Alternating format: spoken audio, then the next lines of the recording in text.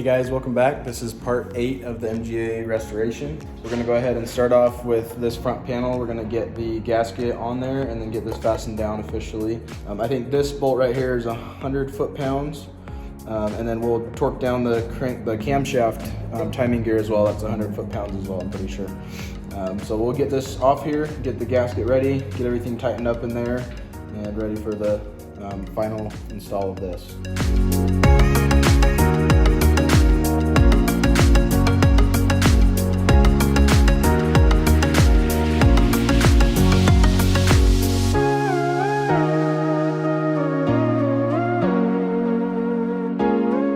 So I was looking at the water pump and noticed this huge hole right there.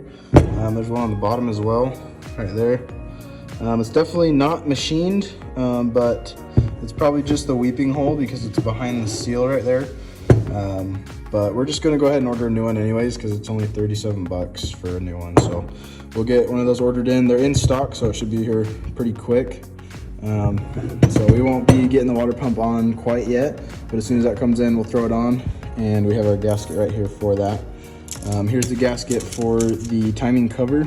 We're gonna go ahead and get this ready to put on and torque down. We've got all our bolts, we just need to clean them up, and then we'll throw that on there.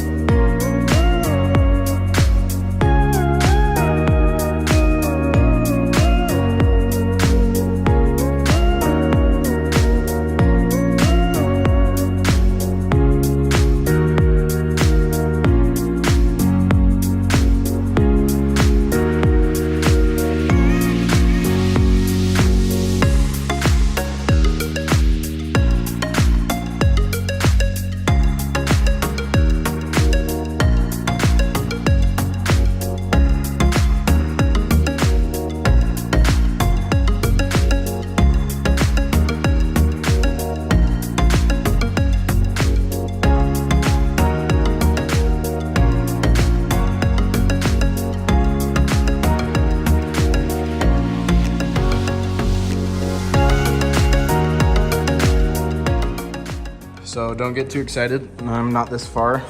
This is kind of just what it's gonna look like. So we have this water pump on here.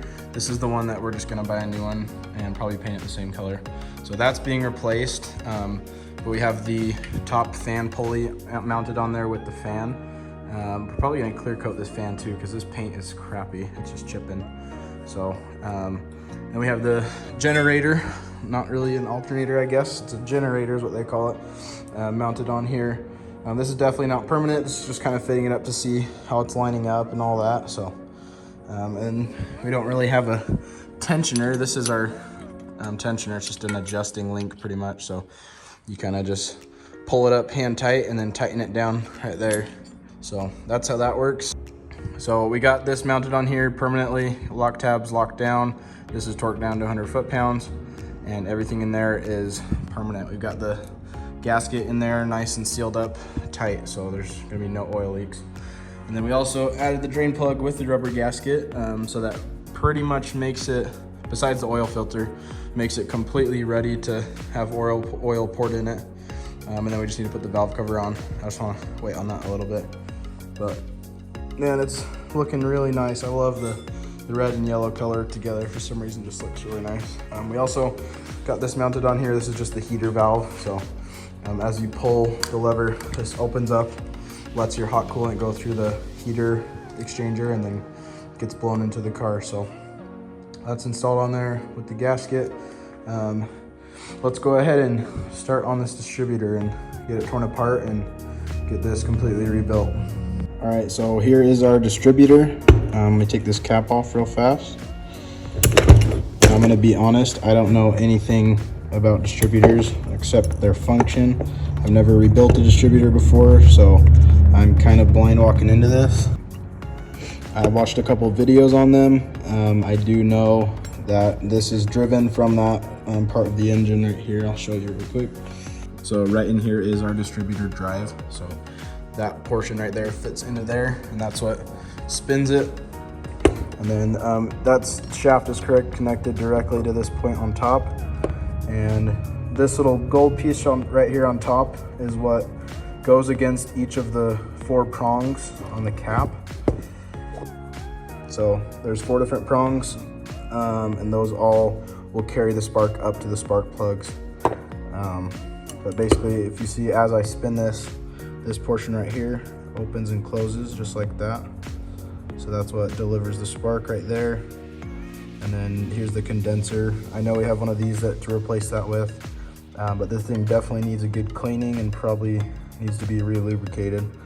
And I'm guessing this is either a ground or a positive lead right there. But yeah, right here is the vacuum. So vacuum tube goes onto here, and then as the vacuum is pulled harder, it'll advance and retard the actual timing of the spark, which spins this entire thing. But other than that, I'm still learning. So I'm gonna take this thing apart, take a bunch of pictures, and just clean it up really good. Get all the new parts that I have and just install them on there, and we'll see how far we get.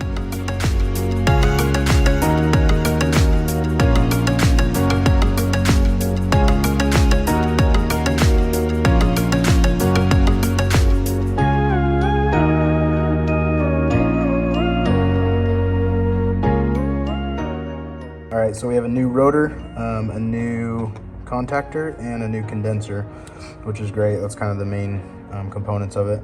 Everything else is ultrasonic cleaned. We'll go ahead and get it all put back together and greased up.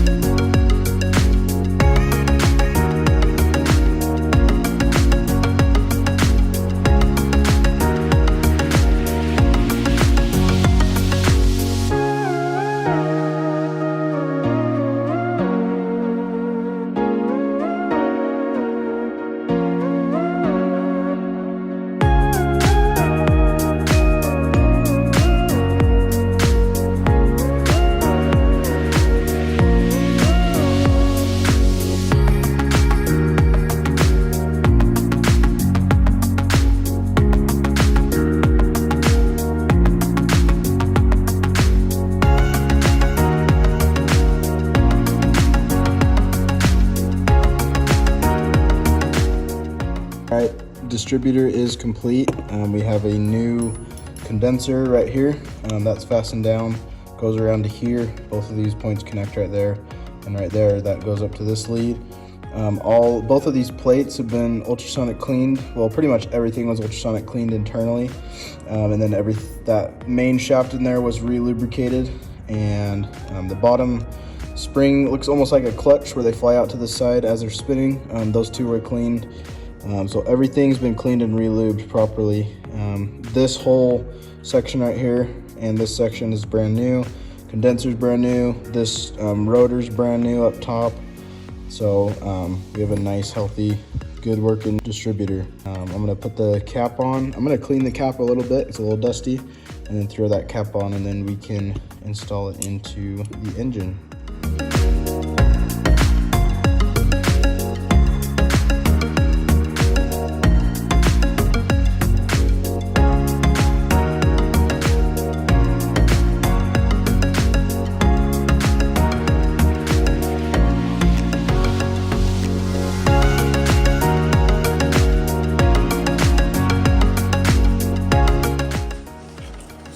Here is our coil, part number 543020 off Moss. It's our main ignition unit. Looks like it comes with the bracket too, that's cool. And some hardware. Awesome. So this is our main ignition coil. And then right here is our spark plug wires. Oops, pull those out.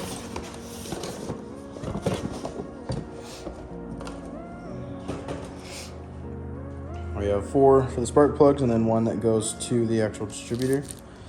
But yeah, so we'll go ahead and get those mounted up.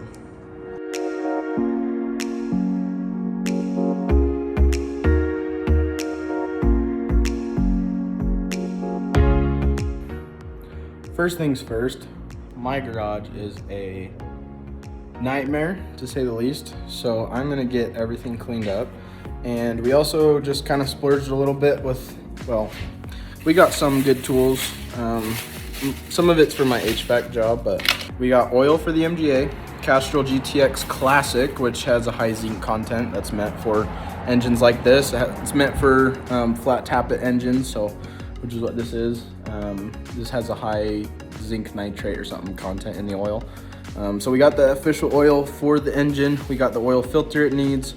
So yeah, I'm gonna get this place cleaned up and just kind of fresh start on everything, because look at that tool table. I just want to be able to have room to work. So I'll get that cleaned up and then all the tools organized, and then we'll get started on it again.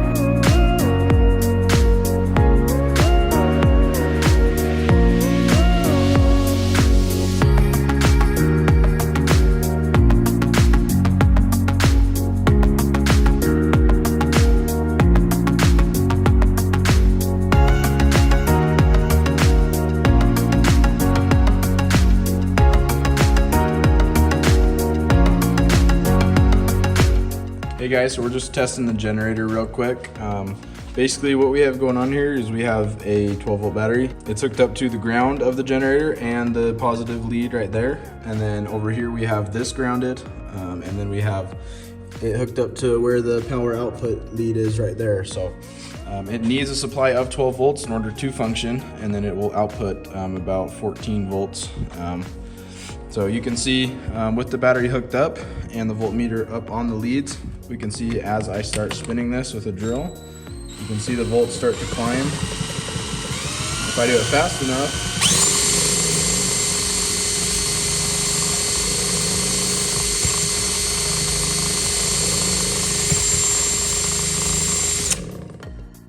so we get about 13 to 14 volts when we're actually spinning it. So we know that this generator is working good.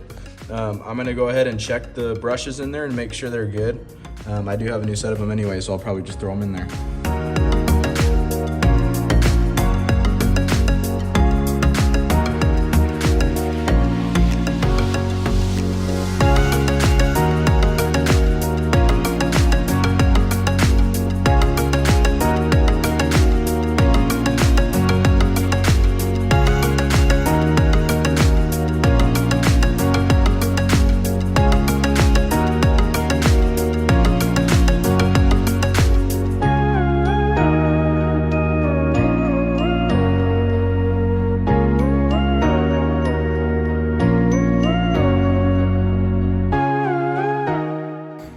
All right guys, we got a few more things done on the engine. We got all of the spark plug wires wired up, and this is just here temporarily to the coil, but we'll get that installed as soon as we get the bolts for our coil to mount it down. But we got our bracket onto the generator and the coil on top of it, and all of these wires are permanently installed into the distributor, and we also put the distributor in time. So we made sure that this distributor is pointing towards number 1 spark as this piston comes up, and it is top dead center on the compression stroke. And the way that we can tell it is the compression stroke is by looking up the valves up top.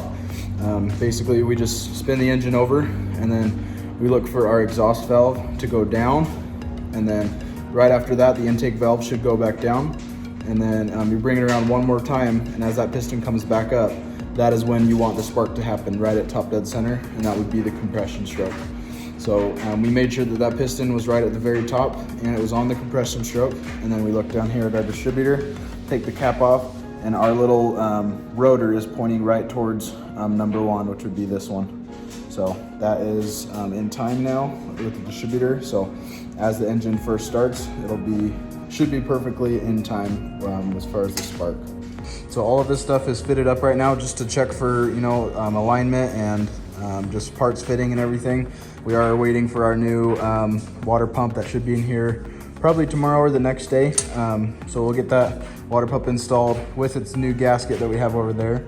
And then we'll just permanently start installing everything. And then, like I said, probably gonna paint this fan and or just paint it yellow again, just color match it and then put a clear coat over it, just so that paint lasts a little bit longer, because this paint is chipping really easily. But yeah, other than that, that's pretty much all we're gonna do right now with the engine. I did install the tachometer drive right here with just some RTD gasket around there. So as the engine spins, this little square looking thing in there will spin, and that's what drives our RPM gauge. So we just pulled the transmission out and just cleaned off this table so we can start working on it. But it still needs a lot of work done to it. We need to replace the rear oil seal right here, because it is leaking right there. We already replaced the front oil seal, but we just need to clean it up, make it look nice. We need to remove this transmission line and get it all cleaned up and then reinstalled. So we're just gonna kind of do a complete overhaul on the transmission, just make it look really nice and shiny, and just make sure everything internally is working the way it should.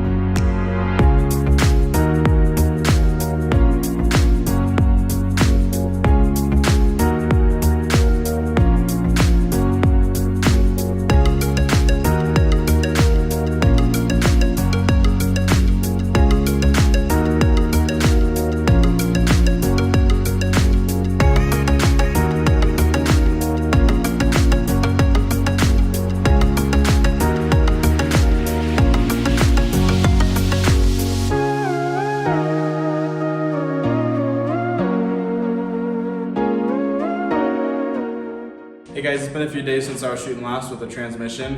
We ran into a little bit of the problem with the hardware for the clutch slave cylinder, so we can't do that yet. I need to grab a few parts for that. But we did have our package come in that has our fuel pipe that goes from the gas tank to the fuel pump. We got our new water pump and a new gasket, among a few other parts. So I'm gonna just take a pause on that until I get the hardware. We'll go ahead and start getting this water pump mounted up and take all of this off and put it back on permanently, and then we'll go from there. All right, so here's our new water pump, which looks super nice. So it's obviously brand new, has a brand new bearing inside of it, so it's gonna move a lot easier than the other one, and obviously has the factory weeping holes and all that, so we know that this one's gonna work properly. And this one was only 37 bucks, which is actually a killer deal for this, so there's that. And then inside this box, we have a few other parts. We've got our fuel pipe. This is what goes from the fuel tank right there all the way over to the fuel pump. So we got that. We got a couple of our heater hoses that we were missing. And then I accidentally ordered 2 of these, but these are just our cables that go from the starter to the starter switch, which is basically the starter relay. And then we have our gasket for the water pump. We have a couple of these just go to the heater hoses. We got 2 different oil seals because there's 2 different two different models. I didn't know which one the transmission had, so I just went ahead and got both of them. I think it is this one, but we'll double check on that. Here's a new push rod for the slave cylinder. I'll show you what the other one looks like. So here's what the other one looks like. You can see it's been worn quite a bit down. So a new push rod will help a ton with just keeping the whole thing solid as the clutch is pushed in. This goes from the flywheel to the pressure plate, I believe. And here's our battery bracket tie downs. And then the top of the battery bracket. All right, real quick before we do the water pump, right here is where our oil pressure relief valve goes. And then this is just an oil plug right here. So right here is basically the oil pressure relief valve. We have almost a pressure fitting right here. It goes on top of a spring. So we got a brand new spring and we got a brand new cap as well. So all of this is brand new. This basically gets compressed down like this. And then if the oil pressure is too high, it'll actually open this up and it'll move oil directly up to the galleries without going through the oil filter like it's supposed to. So just a kind of a preventative thing, but this just goes in here like that and then screws on. I just need to find the washer that goes right here and then we'll be able to put this in.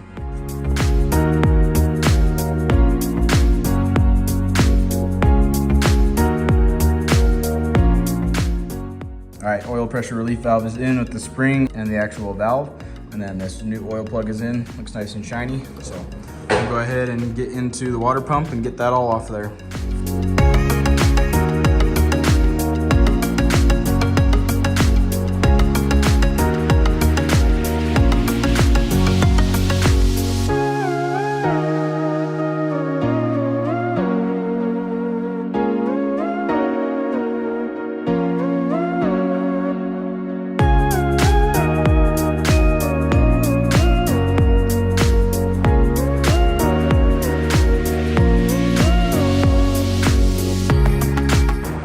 All right guys, we got this fan on here, new hardware right here, new water pump.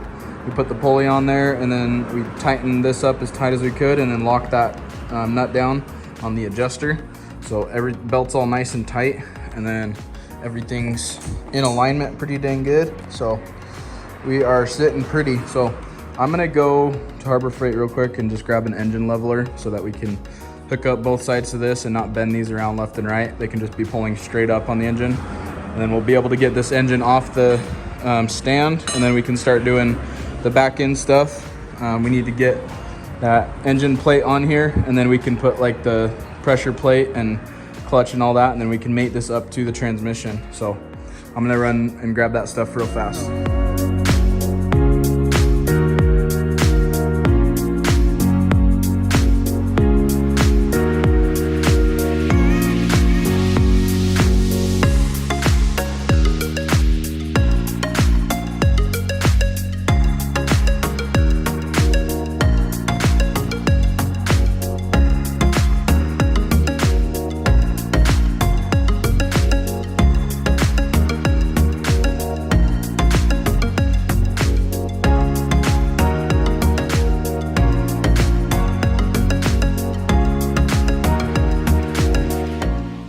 All right guys, so you can see we got our leveler from Harbor Freight. It's only 40 bucks for that thing, so pretty good deal there.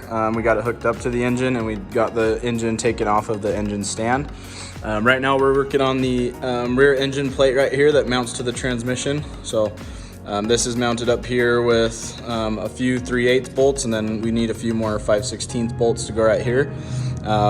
But it's looking pretty good. We got the gasket in there to keep the oil in. The only place there's oil behind this plate is the camshaft. And then the tachometer gear or tachometer drive goes right into the camshaft right there. But that's the only really gasketing place. The rest of it's kind of just pointless, but oil does come right behind here. So that's all sealed up and good to go. Right after this, we have our flywheel that we just cleaned up and then we put our clutch plate and then the pressure plate goes on top of that. And then we just line it up with this tool and then we can just mount it on there. And once that's on there, then we pretty much can mate up the transmission to here, which is gonna be a really cool step. So I'm gonna go run to Home Depot real fast and grab those 4 bolts that we need. For some reason, it only shows these bolts online on Moss when it's showing you what bolts go into the back of this plate. So we'll go ahead and go grab those and be right back.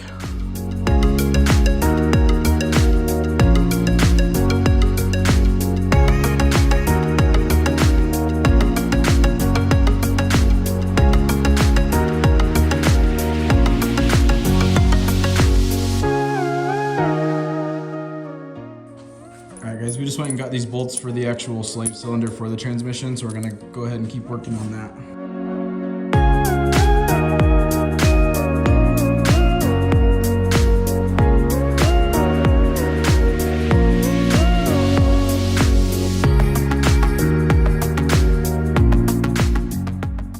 All right, so this is securely fastened on there now. This is our clutch hose, this is our bleeder screw, and this is the actual slave cylinder, which goes to this push rod, and basically this acts like a lever that hinges right here, and then this will push this release bearing forwards and back, and this is basically, as you push on your clutch, pushes fluid in here and forces this forward and pushes up against that pressure plate. So that's how that works. So this is all pretty much ready to go now.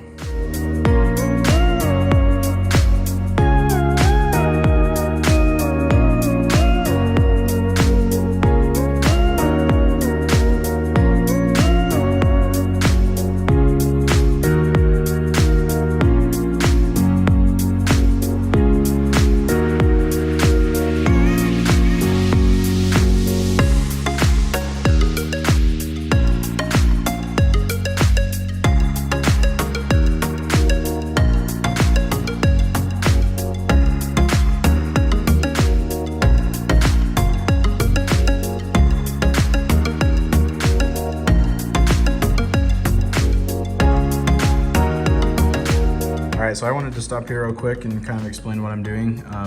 Right here is our clutch alignment tool. So this is basically just holding the clutch in place where it needs to be, dead center around here, just the clutch disc itself. But you can see how I basically just, this is the pressure plate. We cleaned off the surface of the pressure plate, we cleaned off the surface of the flywheel, just with some brake parts cleaner. And then we wedged the clutch disc right in between there, and then it says right on the clutch disc, it says flywheel side, and then the other side just goes towards the pressure plate.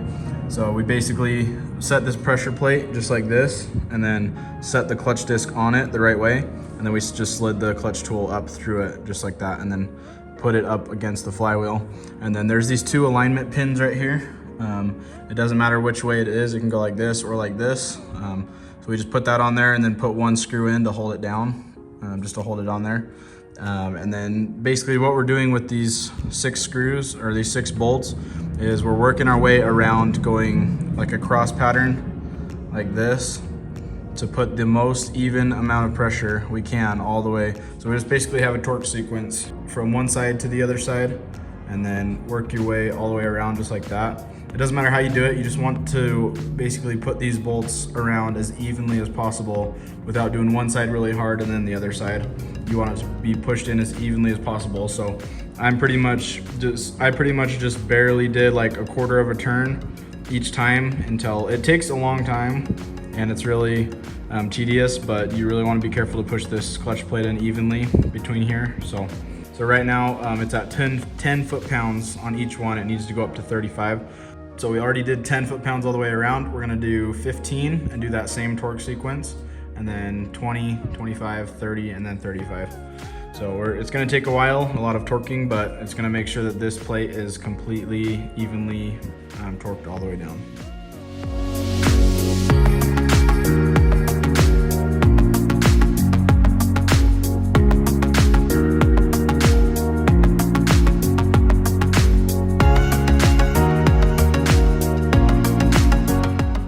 All right, this is done. All of these are torqued down to 35 foot-pounds, and we are pretty much ready to just mount the transmission up to it. So the gear on the transmission will just, or that spline shaft on the transmission will just slide right into there and just mate up to it like that. And then we've got our hardware already for all the way around here to mate up to the transmission. And then right here is where the starter goes. So I'll show you how this works real quick. So we've got our starter right here. This guy just goes in here like this, and then has a little groove around it that fits in there. And then as that starter gear engages, this thing slides like that and twists into place, and it just grabs those teeth, and that's what turns the engine around when it starts up.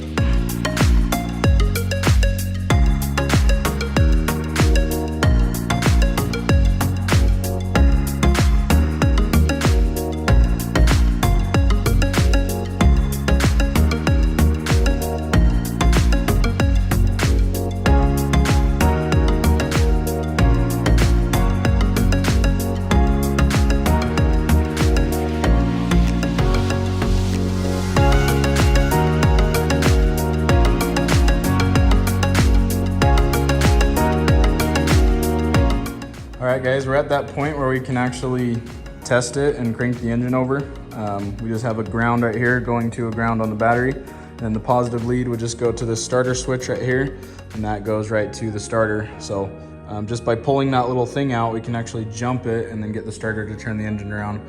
Before we do that though, I'm gonna pour the actual oil in the engine, which is kind of a cool step. I've always been dreaming of the day that I'm gonna actually do that, and today's the day. So we're gonna pour the Castrol oil in and then just try to turn this engine over and see what happens.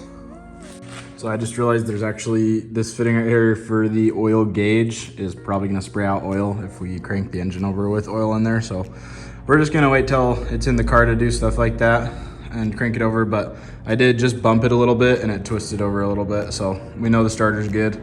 But yeah, we got a ton done. It feels really good. We got all the clutch assembly and everything put together.